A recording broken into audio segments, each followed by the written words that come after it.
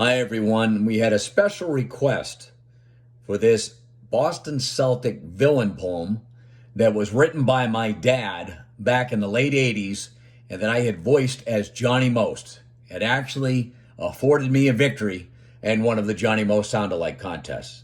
In fact, after the contest was over, Johnny Most came over to me and he asked me if he could have a copy of that poem with tears in his eyes. Anyway, here is that poem going back to the late 80s with Johnny Most. I think that I shall never see the likes of a guy that they nicknamed Tree. A tree whose hungry mouth can linger on the raw remainders of Angel's finger. I think that I will never hear a good thing said of Bill Lambert. He's a goon that favors a blind slide hit. This Bill's bogus when he's counterfeit. I think that I have never known as big a stiff as this guy Malone. You know, the 10 Commandments came from Moses, not cheap shots, elbows, and broken noses.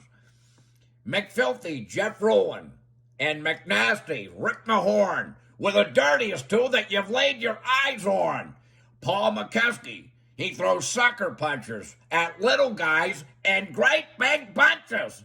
A jumbo David Letterman, that was Randy Brewer. About a night a guy as a German Fuhrer. Phil Jackson, 7 elbows, would hit below the belt. Could you imagine how that felt? Well, a fellow named Barkley was the worst of them all. In whipping and whining, he stood really tall. He said the least of his needs was me, Johnny Most, as he boo-hoo-hooed from coast to coast.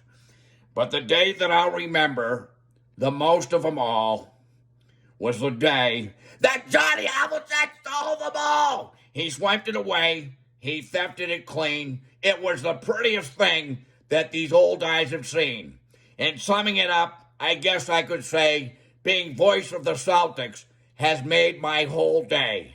But I'm not home team biased, as many people claim. But what happened to the green is a damn quiet shame. Johnny Most.